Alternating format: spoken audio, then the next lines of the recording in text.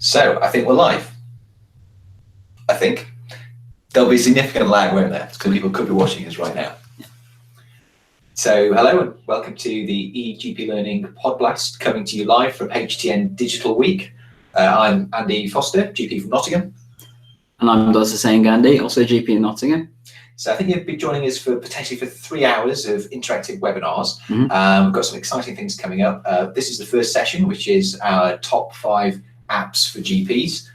We'll be sort of running down like top of the pops, going from 5, 4, 3, 2, 1. We've tried not to collaborate too much, so there might be some similarities, might be some differences. Mm-hmm. But again, anything else to say before we dive in? No, so just to let you guys know, so this is part of the HTN Digital Week. So it's in conjunction with the Health Technology newspaper, who some of you have been watching us before will know that this is kind of like our sponsor. And we'd like to thank them for this opportunity and for stimulating us to do this. It's a new thing for us, and we've been looking forward to it, and we hope you guys enjoy it. So do feel free to check out the rest of their stuff from over the week. If you are joining us through HTN themselves, you will get a certificate for your CPD afterwards. If you happen to be watching this later on down the line, because we're keeping this for the eternity of YouTube, then there'll be a link at the end that you can go through to get certificates and that kind of stuff and things. So yeah, hope you guys enjoy it. Yeah, fantastic. And first time webinaring here. So if there's something not quite right your end with the audio or anything or the video, then do let us know. We may be able to correct it during the episode. And also, Gandhi is sort of wearing a headphone. Gandhi's there with his Surface. He'll be monitoring the comments on this feed, so this should be interactive. So if you want to ask us any questions, make any points, Gandhi's going to be paying attention to that. I'm going to be driving the slides, and we'll give you a mention and try and address what you're saying. Definitely. Right. So without further ado, let's dive in. Throughout the presentation, I'll be just changing between camera and screen 2, where we've got a presentation. So top 5 GP apps. So I believe we're starting. So this is how we're going to do it. So we're going to initially talk about some honourable mentions, and then we're going to go 5, 5, 4, 4, 3, 3, 2, 1. And we'll see if we've got any similarities, differences, and we'll just sort of chat and compare. So we're beginning with the honourable mentions. So drum roll, and let's pop those up. Okay, right. So Gandhi's got 3. I've got 1. So yeah, far away. So I mentioned 3 of these apps mainly because I think they're all really good apps. You'll probably figure out the reasons why they didn't make it to my top 5, but these are apps I think that are really effective and simple to use. So number 1 is Headspace, that some of you may have heard me talk about a few weeks ago. Really good, sensible app that is really effective for clinicians as well as for our patients and stuff, and good at trying to tackle a lot of the challenges, physically, psychologically, that people may have. And feel free to check out the fuller kind of deep dive I've done on this on the YouTube channel under Tip Thursday. And yeah, I really like it. Number 2 is Digitalis. So this is something me and Andy have talked about previously on the Podblast. And we're probably going to end up doing a review of this as part of the Tip Thursday kind of thing at some point. But effectively, it's an app that allows you to help collect your CPD and links really well with Clarity as well. So do check out the podcast episode that we did on this for the EGP Learning Podblast. And hopefully you'll find it effective and sensible and stuff. Cool. I'll come in next, then you can sure go for it. Go for I think that's the WhatsApp icon I see. So we didn't say any ground rules before, but this is the only iOS only app that I've selected, because I'm iOS. Gandhi is Android. Yeah. But this is the only one that's just iOS only. So this is OmniFocus, which is just a fantastic task management app. Not specifically medical, but allows you throughout the day to very quickly capture any tasks, thoughts, ideas, easily categorize them, set ways that you're going to be reminded of these things based on geography. You can geofence areas so things trigger when you're home, when you're at work, and you can add tags, context. It's really good for organizing yourself, particularly if you use a getting to done system, GTD. And lastly, we've got WhatsApp. So I mentioned this one because I think it's a really effective app that any of us can use. And communication-wise, it's awesome. You clearly can't use it for patient stuff and things. But you know what? Almost everybody on the planet probably has WhatsApp. So you know what, guys? We're back again. So I think, Everyone uses it. There's loads of cool ways you can actually use it better, which I think a lot of people probably don't know about. And we'll probably cover that in a later podcast episode, actually, because I think it's something interesting to cover. But yeah, definitely an honourable mention. Okay, cool. Right. So, maybe just get ideas about apps to try out in your day-to-day practice or organising your lives, or maybe even apps to recommend to patients. We'll see what's on the lists that we've got. The next slide is just a reminder about sessions coming up later. It's still getting a handle on this switching screen thing. So this session, we're in top 5 GP apps. But coming up next will be the social media and GP technology for CPD sessions. So tune in later for those, I guess. Definitely. And if you just joined us, hi, we're Andy and Gandhi for the EGP Learning Podblast as part of HTN Digital Week.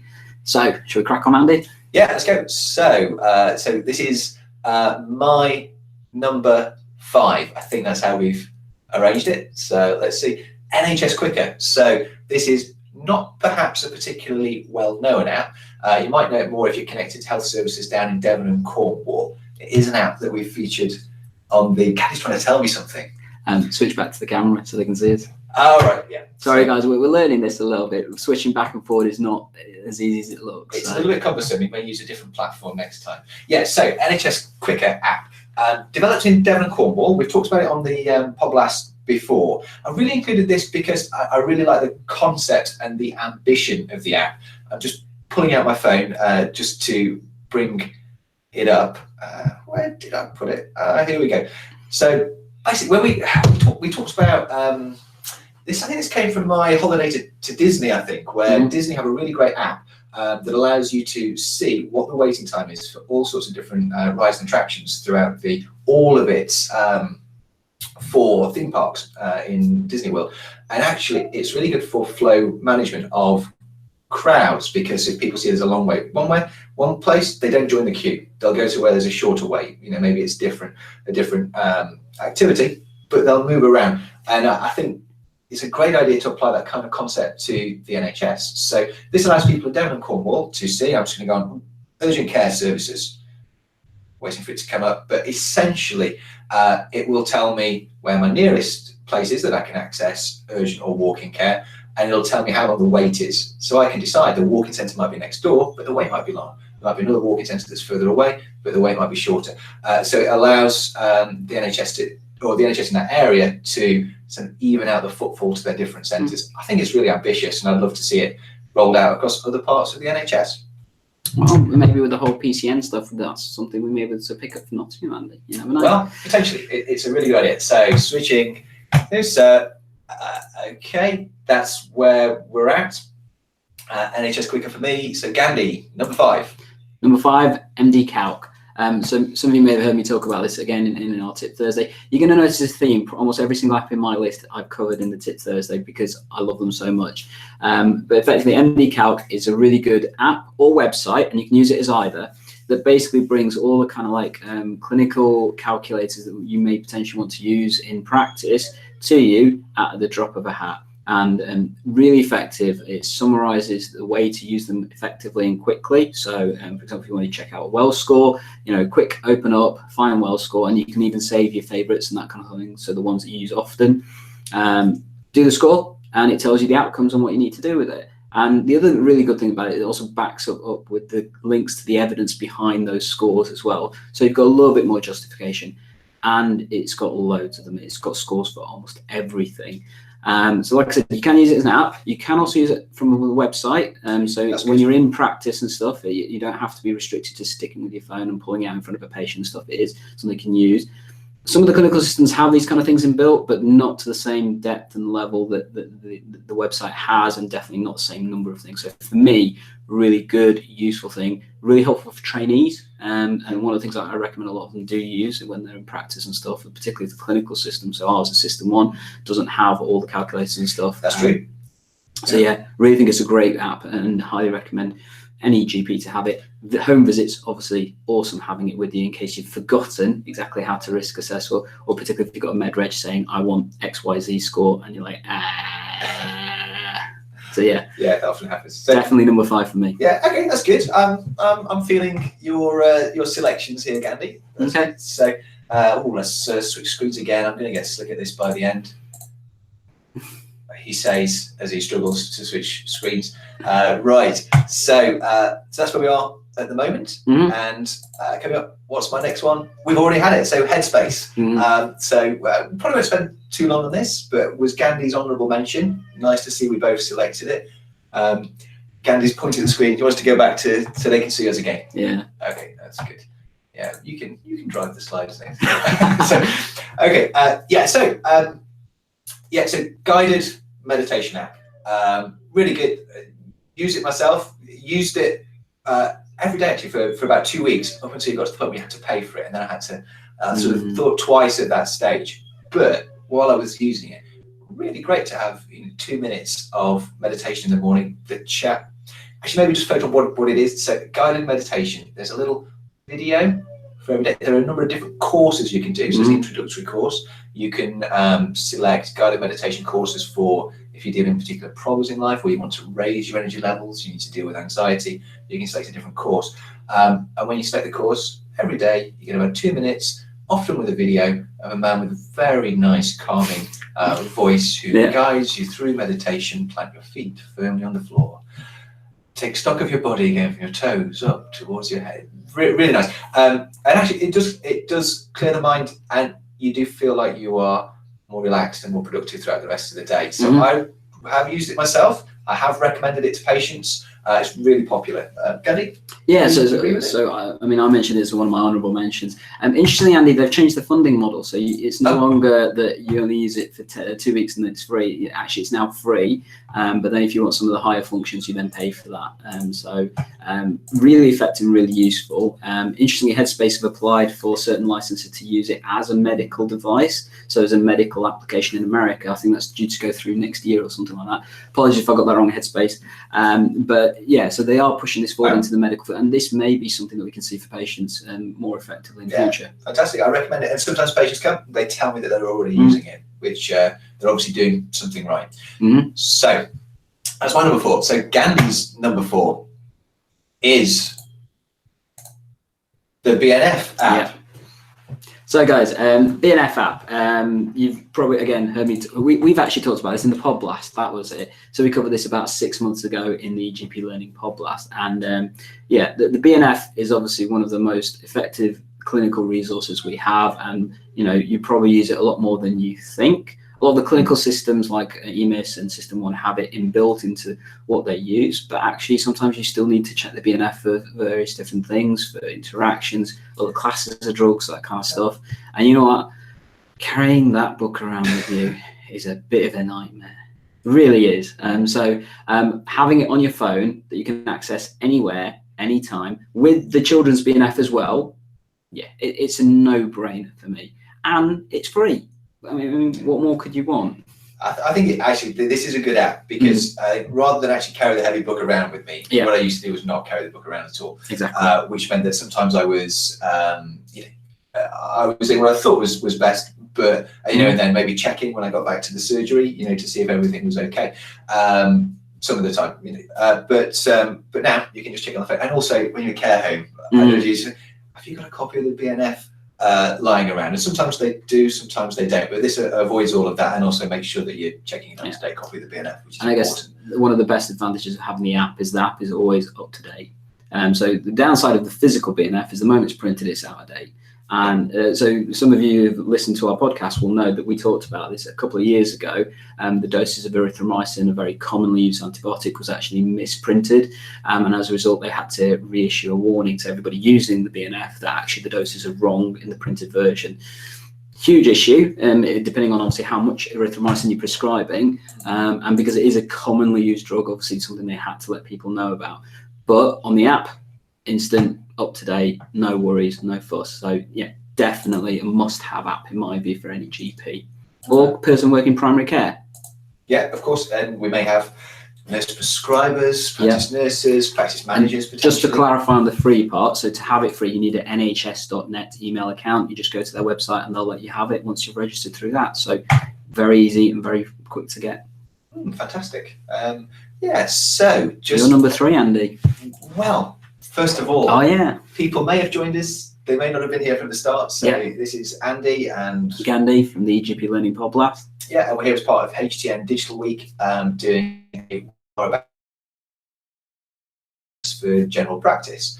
Yeah, are we getting any interaction or comments? So we've got quite a few people watching us. Nobody's saying anything yet. Feel free to chat with us, guys, if you agree, disagree with our comments in terms of the apps and stuff. If you've got other apps you think that we should be exploring, I mean, you may want to wait till we've covered all of them, but you know, feel free to say hi to us, guys. Yeah, but far away. And Gandhi, just in case they don't know, because you're using the YouTube interface, it may be people's first time. Do they just look to the right-hand side of the video? Yeah, so if you're looking on the website, right-hand side, there should be like a comments thread that's trailing up. I've already made a couple. If you're watching it on the app, it'll be underneath the screen and stuff. But yeah, just feel free to say hi, whatever you want. You know, tell us what you're thinking. Okay, right. So my next one. So Gandhi, do you recognise this icon? It looks like a penguin, Andy. I think it is supposed to be a penguin. So this app is called Wiser. I'm not actually quite sure whether that stands for anything. Again, I've included this because I really like the concept and the potential of this app. And actually, the execution is pretty good as well in this instance. So what is it? So it's it is a guided CBT app pitched at kind of your sort of tweens to teenagers to early. To early adulthood type people. That's where the pitch is. But actually, it's quite enjoyable to use for anyone, I think. So it works on CBT principles, but it's actually structured as a conversation with a technological imaginary friend. And I really like the concept of this, and I think this can really be built on. I'm going to very quickly fire up Wiser here, see what Wiser's got to say to me. So Andy's showing his hipness by claiming to be a tween. So here we are. No, I'm definitely not a tween. But so I before the podcast, I just logged in and said, "Oh, hey Andy, what's happening?" And then there's some emojis and things. I said, "Not much." So it's asking what my mood is today. So today, how's your mood been? Question mark. I'm going to say angry, just to see what Wiser says. So it's okay to feel angry. It tells you that you want to change things. Is that still bothering you, Andy? I say, yeah, it's still bothering me. But so you get the idea. And actually, it will send you notifications and check in how you are if you've not been in contact with it for a while. And it kind of has some interesting responses. So so I really just like the concept of this. I think that this could really turn into something for people of all ages, really. Wiser, there was some controversy around Wiser. And you beat me to it, Andy. Yeah, this was in the news media a few weeks ago, I think. So, and I think it was not a real incident. I think it was people testing Wiser out. Although, correct me if I'm wrong, but they disclosed some. So it was supposedly a child, and they disclosed some abuse to Wiser. And what did Wiser do? Diddly squat. So Wiser didn't do anything. So the people who created the app hadn't really anticipated that this might happen, and Wiser didn't know what to do, so Wiser didn't do anything. Hopefully they've corrected that. But so also, it's an interesting one to add. Like the concept, like the idea, like the potential, but also highlights some of the potential missteps and things that developers might not think about at the outset. So some learning there as well. Well, we've talked about AI before, haven't we, Andy, and the implications it can have in terms of healthcare delivery. I mean, many of you that were watching this will probably know we talked particularly about things like the Babylon AI service, and that there are more AI services coming into play in various different parts of both primary and secondary care. It's important to remember AI is definitely not infallible, and there are concerns about that. And unfortunately, the kind of monitoring of AI services, particularly in the UK, is not really up to speed at the moment because it's happening and developing so quickly. But obviously, we need to keep an eye on how this affects things. So, people are saying AI is going to be the death of healthcare and GPs and all that kind of stuff. No, it's definitely nowhere near that kind of level, but it is something to watch, I think. And feel free to listen to our episode on artificial intelligence that we covered about 3-4 months ago now. Yeah, that was a really enjoyable episode. Yeah, we had good fun with that. Yeah, see if we think general practice is going the way of the old bookshop, or whether Definitely. Amazon or whatever. So for you guys that are listening live, I'm afraid we can't link into those right now because we're doing this. But if you watch this later on, you'll either be able to see the cards come up in the replays, or obviously feel free to just check out the YouTube channel that you're watching on for the various different videos and stuff and links. Yeah, great. So I'm just looking at the clock. We're doing okay for time. Yeah. So we were worried about going too slowly. So there's potential for us to slow things down a little bit. Do send us a comment. It'd be great. Be the first person to comment, and we will give you a round of applause or some other thing that should make you feel better. So yeah, good. Right, Gandhi, we're at your number three, which is what's that? CS. So this is CamScanner, guys. Again, it's something I covered in Tip Thursday, and it was one of the first ones I covered. And the reason is because I really do like this app. It's very simple in what it does, but what it does is just really effective. So a lot of you know that I talk about trying to improve the way that you use technology to enhance your CPD collection and stuff. And effectively what CamScanner does, it takes a picture that you of anything that you want to take, and it automatically creates into a PDF document that you can then share and upload anywhere you want.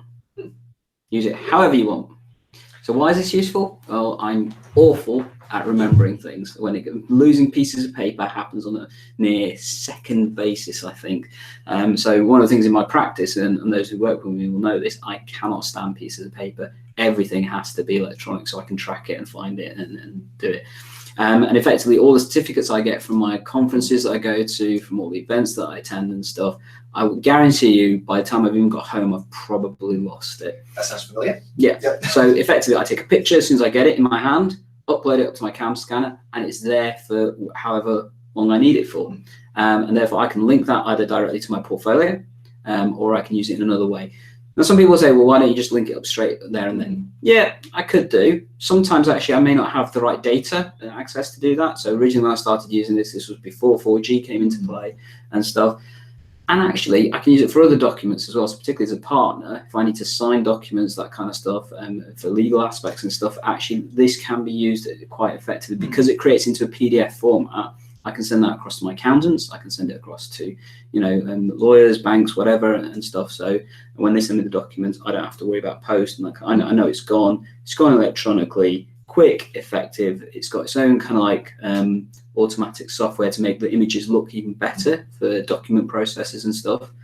It's even got little bits where you can block out names. So for the thank you cards and that kind of stuff that I put into my appraisal, I'll just block them out, and then no patient identifiable data. Upload into my portfolio quickly and effectively. If I forget to do it there and then, I know it's on the app for me to find.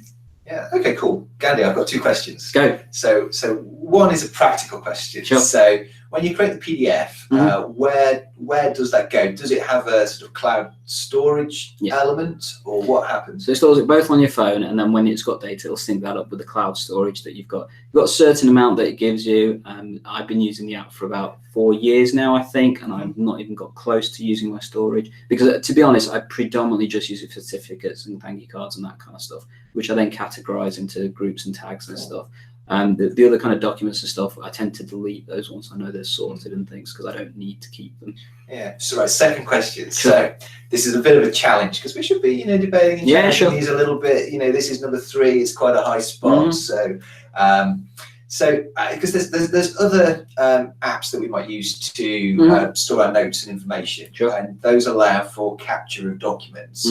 So why would you still be using a separate app for capture of these documents? Yeah, a fair challenge. So we're probably going to discuss some of the other ones in the future. I know I am anyway. Okay. And I guess one of the reasons why I use CamScanner because I've always been using CamScanner, and it just does what it does. Yeah. It's effective, and I can share it wherever I need to, however I need to.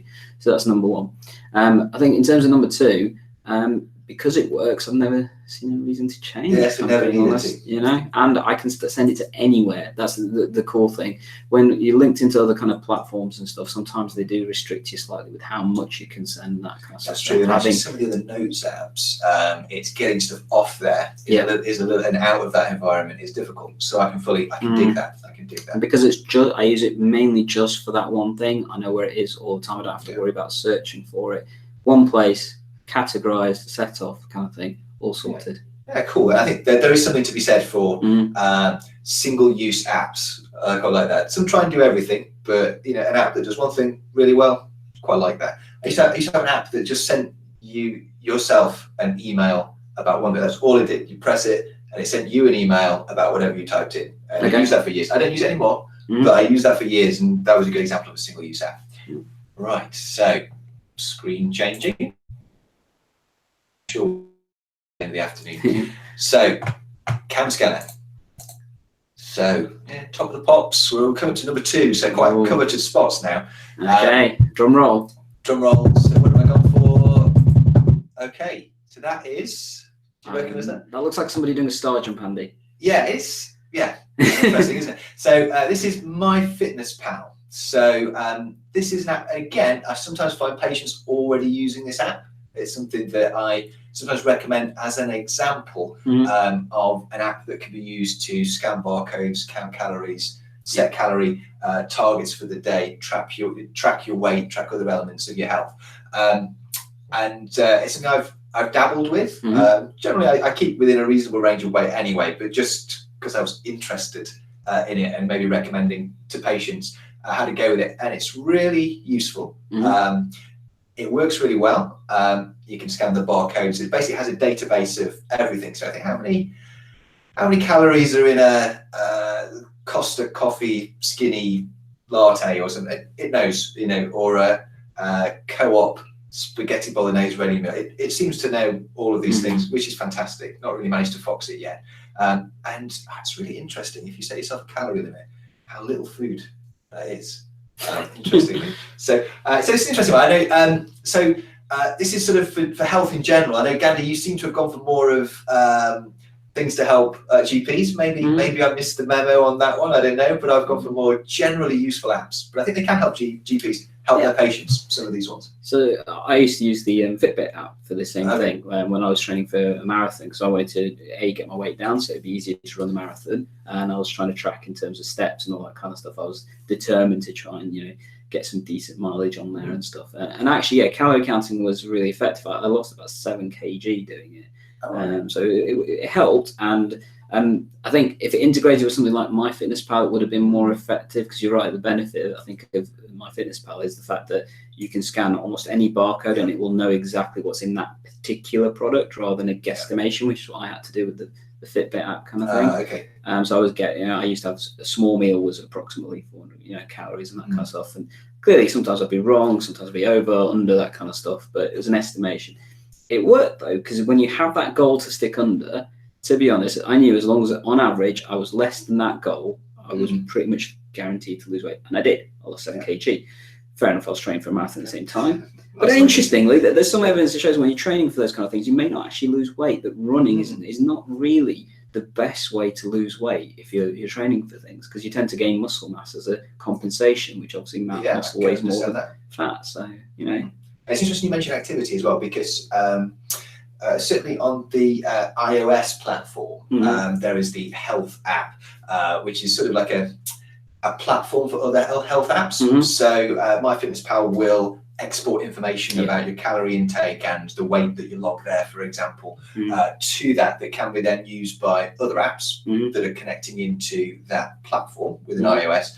And also MyFitnessPal will pull activity information from, say, your Runkeeper app or things where you're logging your activity, and it'll make some calculation about how much calories it believes that you've used and what your resting calorie use is as well, so it can give you some kind of calorie balance idea. So it's useful. So MyFitnessPal, and I suppose by proxy, the sort of health app platform in iOS. Is there something similar on Android, Gandhi? I'm not Android myself.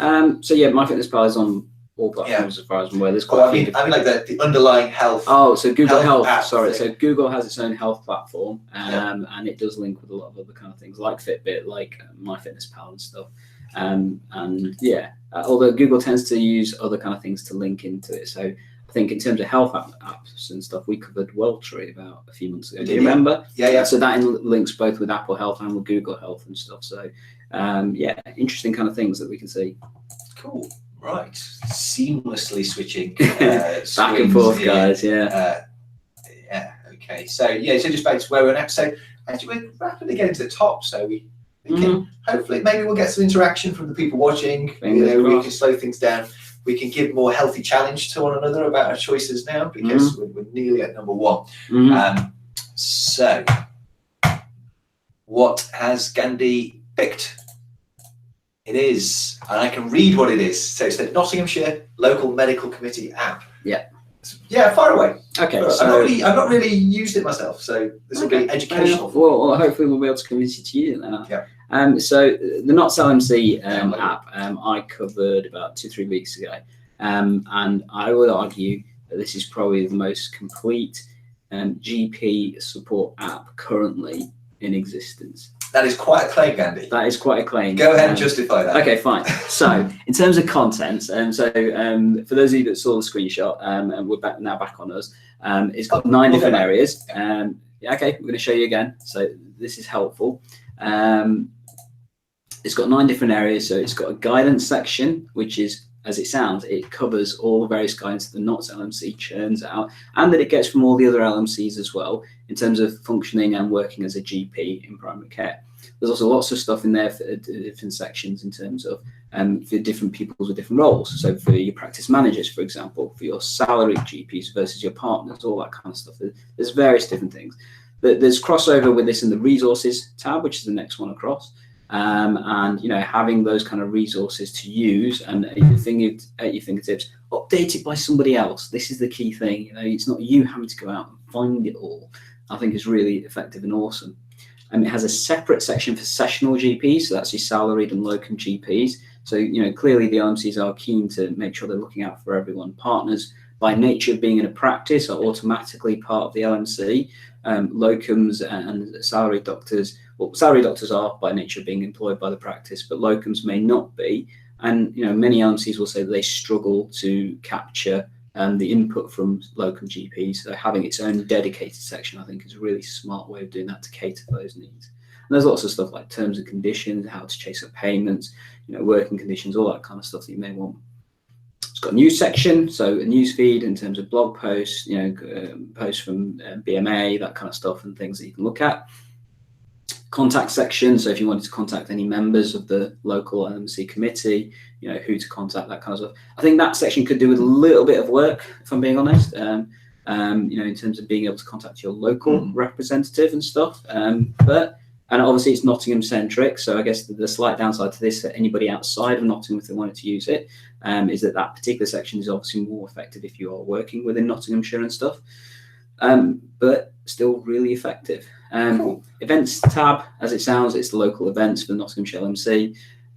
The shop library, I always forget what shop stands for, but it's basically sharing of resources and things that practices have created or innovations that people are doing. It's sharing the positive news stories and stuff. So the stuff about practices that try telephone triage, new ways of trying to assess patients and that kind of stuff. There's lots of resources in there. Yeah, to help I'm just browsing it as we go, and my attention was drawn to the shop area. See how others practice library, because I thought that's it. See how others practice. I thought that's a good idea, and it's. So if we look at the working at scale tab, and they've collected little bits of information, so it's sort of an abstract from a case study, and then you can click here for the case study about various ideas that have come out of other practices.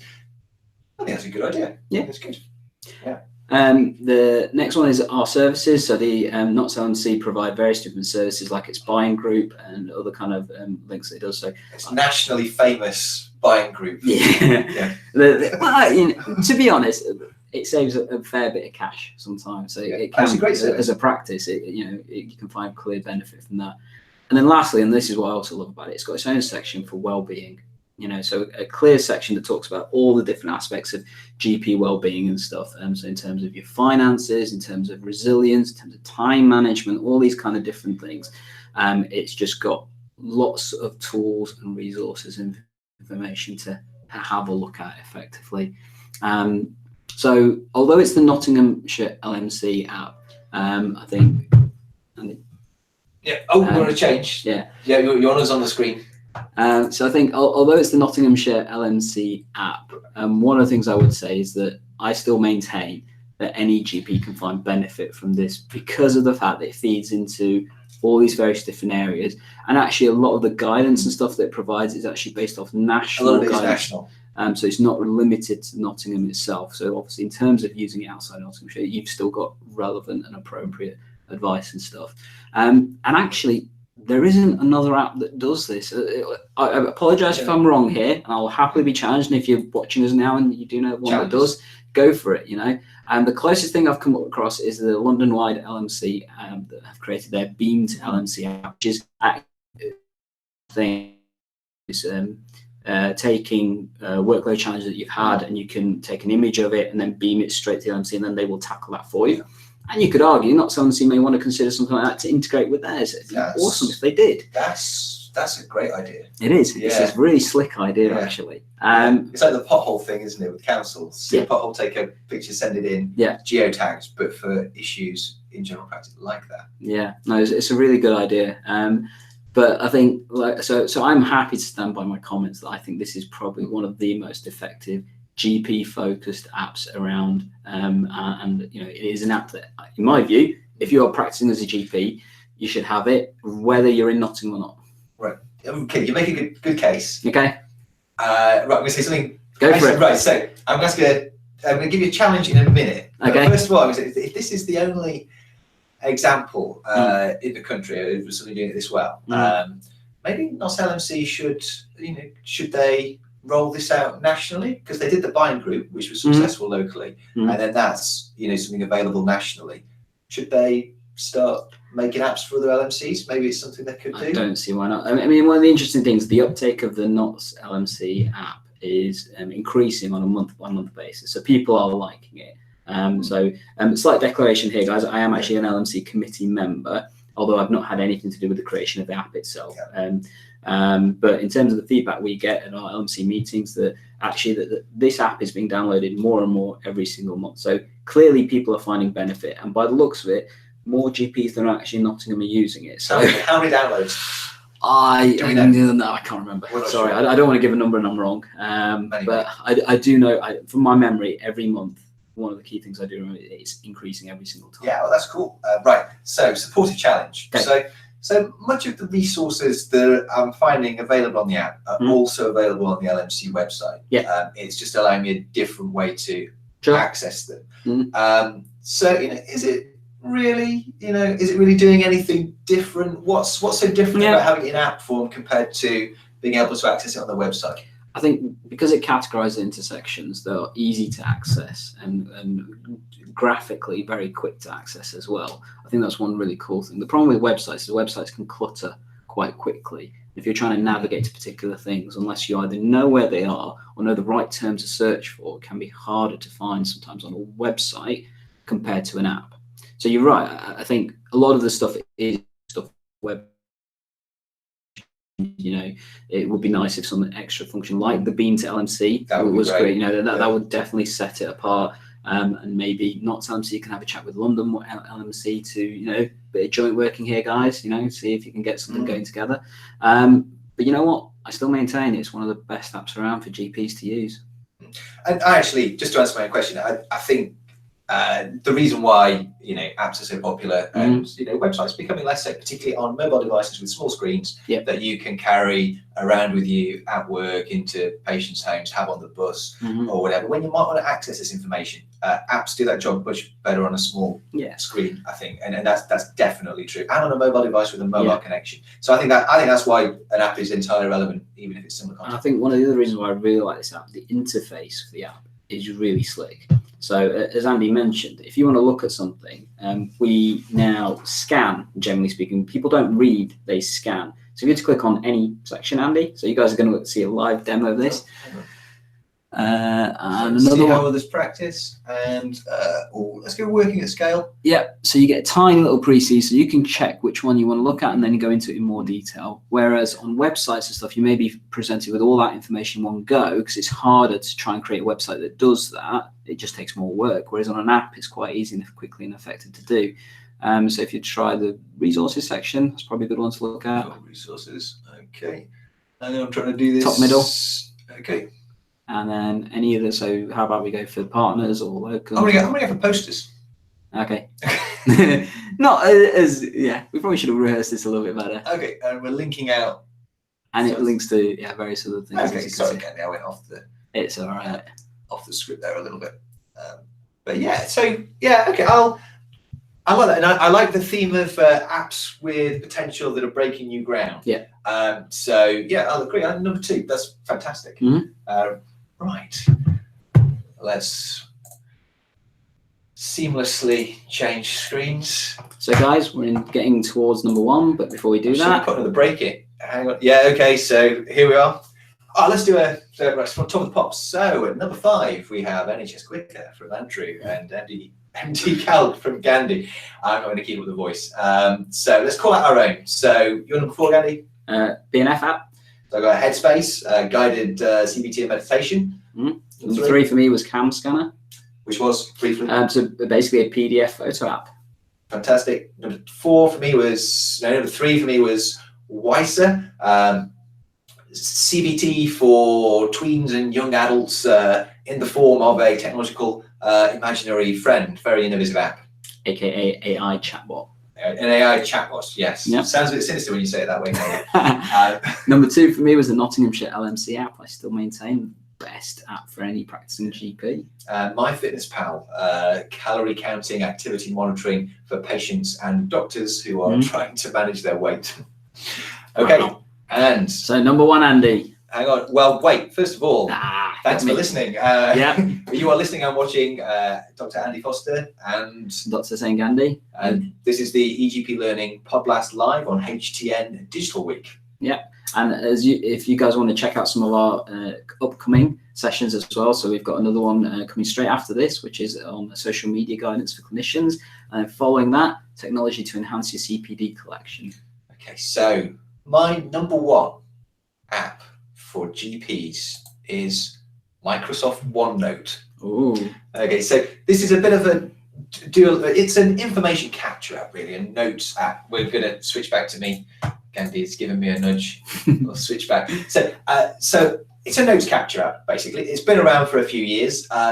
What I like about it is I have a busy life. I use lots of different digital devices. I'm sometimes using a Windows PC through kind of web interface. If I'm using my work laptop, sometimes I'm using my iPad, sometimes I'm using my iPhone. Maybe I'll even change to Android one day, and I'd like to be able to migrate data across to that seamlessly. So I'm constantly engaging in a lot of different activities, different places, different devices. But I want to keep a note of what I'm doing. So maybe I'm at a training course and I want to log the just make a note of what's happening. I might not have composed my thoughts well enough to enter it into the Digitalis app or make a clarity entry. Other appraisal tools are available, but make an entry in my appraisal. But I just want to make sure I've captured that. So I've made a digital footprint that I've been there, that I've done that. OneNote is great for that. Why I particularly like it over above, say, Apple Notes, and I've also used Evernote in the past, is you can collect text, capture text. You can actually draw around it. So I have an Apple Pencil, I like doing sketches. You can actually draw around it with and around the text, which is what I particularly like about OneNote. And other apps don't seem to do that. You can you can capture images, photos. It does a really good capture of whiteboard, so you can kind of just flash your phone or your iPad up. You don't have to get it right, just flash it in the direction of a whiteboard, set it on whiteboard mode, press capture, and it kind of works out what's the whiteboard, what's the rest of the image, and just kind of slaps it there in your notes, which is great. You can, and then when it comes time to put things in your appraisal, you can export as a PDF and then load it into Clarity on the desktop. That tends to be how I end up doing a lot of my appraisal entry. So I really like OneNote. The other thing as well is you can search, within your entries as well, not just for CPD, also might capture other meetings I'm at, say at the Federation or in the practice, and you can kind of search so you can remind yourself that you were at that meeting and maybe a little bit about what you jotted down about it. So I really like OneNote. And that's my number 1 because I probably use it the most and I find it the most useful. I think that's a really smart sounding app, Andy. I like the fact that you mentioned about the whole using a pen at the same time kind of thing. So that you're right, that's something that is fairly unique. I think there are some other apps that allow you to do that, but maybe not to the same functionality that OneNote sounds like it does for yourself. And knowing how much you like to draw as well clearly speaks better to your particular needs and stuff than I think some of the other ones that exist outside of OneNote and things. So there we go. So mine was OneNote. So I wonder what mine's going to be then. Shall we have a let's little see. roll again?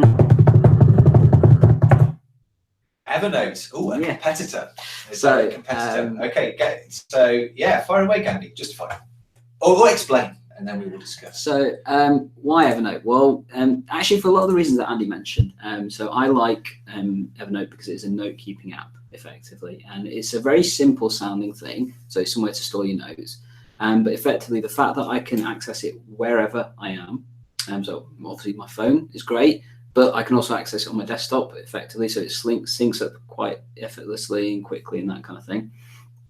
And the information's there when I need it. I do use it for my appraisal and revalidation, kind of how Andy mentions as well. But the other reason I also use it is like many GPs are starting to become involved in. I'm a GP with lots of different roles.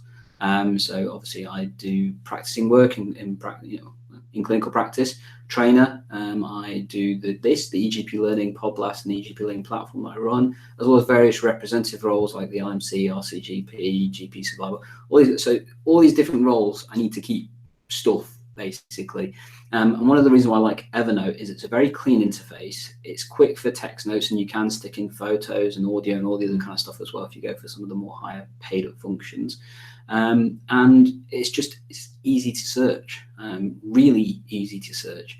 So if I wanted to find a note from a PLT that I went to on dermatology, I can just type in dermatology and it'll get me straight to that note. Or if it's a name of a drug that I can remember, but I can't remember how to use it because I wrote it down at the PLC and I remembered I did that, I can just search for the name, but then it'll search everything and find that for me. Categorizes things, so for CPD, I've got categories for meetings, ideas that I come across. So, trying to be creative and creating all this stuff in terms of the content for the EGP Learning platform, you need to keep a handle of all of that. And, having a repository I can look through quickly and effectively is really helpful. And for me, because Evernote is so good cross-platform, I can use it no matter where.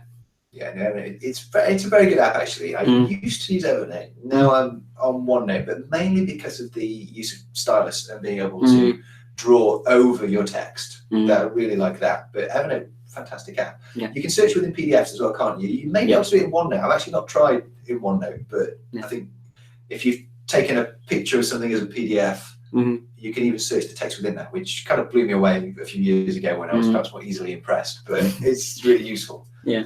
So I mean, for me, this kind of app is really effective, and I think Andy mentioned it, having one area where you keep things, one app that you do for one particular thing, and Evernote does what it does so effortlessly and so quickly, and because it's hopefully as ironclad as you can get in terms of information and things. I think it works really, really well. And one of the things I sometimes do then is because I'm writing all my reflections and that kind of stuff live into the app, I'll then share that note into my appraisal toolkit rather than having to duplicate it out again in my appraiser. So I just say, here's my reflections taken live at the time, and here's the link, and then my appraiser can click out. Okay, it's slightly more work for them to have to click a button rather than having it in the portfolio itself. But you know what? It works for me, and none of my appraisers come back to me saying, don't do that. So, hey, it's going to keep doing it. I'm similar. I export as PDF. Fair enough. But it takes a little bit longer as you're setting up your appraisal, so maybe not for everybody. So we're back at the screen. I'm going to invite people who are viewing. Probably any comments? You've not raised a flag that we've had any. So. No, so we've got a fair few people watching. It seems you're all, unfortunately, a little bit shy to talk to us, but that's okay. You don't have to talk to us. If you are watching this later down the line, feel free to contact us, guys, and we're more than happy to or feedback afterwards. Or comment below on Facebook. In particular, what is better, Evernote or OneNote? Because we've had a very, very similar apps going head to head for the number one spot there. But I think both worthy apps, and I'm sure people will find one that matches their own individual style and their needs. So that's very diplomatic, wasn't it? Good. OneNote. So guys, I think we're coming to the end of it, haven't we, Andy? I think we are. And actually, our timing's been pretty good because we aimed for 50 minutes and it says 49 minutes. So I'm quite impressed with ourselves. Maybe we should have left time for questions. But people have had the opportunity to ask a lot. But if you've been holding back, ask us a question. Why wasn't that there? Why was that not there? Yeah. I mean, one thing we probably should have mentioned at the start, clearly we haven't tried every single app that is in existence. I think that would be a nigh impossible journey for us to do. And one thing I probably would like to mention is a signposting. So it's our colleagues over at Orca. Yeah, that's a good one. So, Andy, who is Orca? Do you remember? So I do remember, yes. So Orca are an organisation who review and collect apps, medical apps. And they've got a few tie-ins. Beginning to be tied with NHS apps. So they've effectively taken over the NHS app library management, as far as I'm aware, and supporting them in making sure that the content in the NHS app library is fully effective. And obviously now with the NHS app coming live shortly, so I think it's gone through its beta testing stages. It's due to come out for full release in the coming weeks, actually. And we'll be able to see potentially bigger uptake with the NHS app, as well as the various different apps that exist around. So basically, I just wanted to give a shout out to Orca because 2 reasons. One, effectively, they do some of the kind of stuff we do in terms of reviewing apps, but they are probably slightly better in terms of governance than they'll be more systematic. Yeah, so they check on the update frequency, they check how often the app's being looked at and whether the links are all correct and all that kind of stuff in much more detail than we would do. And secondly, that they have a good repository of apps that you may want to recommend, particularly for patients. So while we focus more on the apps that you may want to use individually, their stuff is probably a lot better in terms of looking at it from a patient perspective. So, feel free to have a look at their stuff and see what you think. That's a nice way to round off the app session that we've done. So just on the screen at the moment is just ways if you want to contact or interact with us going forwards. There are our contact details. And of course, do sign up for the EGP Learning certificates. EGP Learning Podblast, which comes out periodically, maybe about 2 a month. How would they find us on the So for the Podblast, again, the links will be in the show notes and stuff. But effectively, for the Podblast, we're on iTunes, Podbean, Spotify, YouTube, and simply just type in EGP Learning, and we will come up with hopefully with roses and stuff. And particularly in terms of accessing it, feel free to have a listen. For those of you that are now listening to us on the podcast apps and stuff, so we'll be repurposing the audio for this so that you guys can all listen. So that's one of the reasons why there hasn't been a podcast release this month, because both Andy and I have been working for this 3-session webinar that basically we're giving to you guys as well for free. So I hope you guys enjoy it and stuff. And lastly, for those of you that want the certificate, so we mentioned this at the start, so everyone that's watching us through HTN, our sponsor, will be able to get their certificates for CPD directly through the email system that they've signed up for. For those of you who are watching this or listening to this after the effect, simply you just have to go to this web link, so bit.ly/EGPlearning HTN cert. Okay, so that's all lowercase, so bit.ly/EGPlearning HTN cert. That'll take you up to our sign up page. If you register and stuff, then you'll be able to get a copy of our certificate for this particular session. Fantastic. So that just about brings this session to a close. Thank you for listening. Join us for the next session, which is starting in roughly 8 to 10 minutes. And the next session is social media and general practice, which should prove to be very interesting, exciting. There's the link on your screen. If you can't see the screen for whatever reason, it is bit.ly/EGP Learning HTN social media, all one word. And then after that, an hour later, we'll be having our third session, that's technology to enhance your CPD collection. So the link for that one is bit.ly/EGPlearning HTN CPD. Obviously, if you guys are watching us live, feel free to stay tuned. It'll be coming up on the platform literally in a few minutes' time. We are just going to have a tiny little break, and just so that we can reset everything for you guys, get the new presentations and stuff. But as always, if you want to contact us, again, our contact details are in the show notes and stuff, and both Andy and myself are more than happy for you to contact us I'm on Twitter at Dr. Gandalf 52. And I'm on Twitter at Dr. A.W. Foster. Cool. Right, okay. Thanks for joining us, guys. See you in the next session. Oh, and just before we go, thank you, Sylvia Nardella, for saying thank you. Hey, we got a comment. Fantastic. Okay, goodbye. See you later.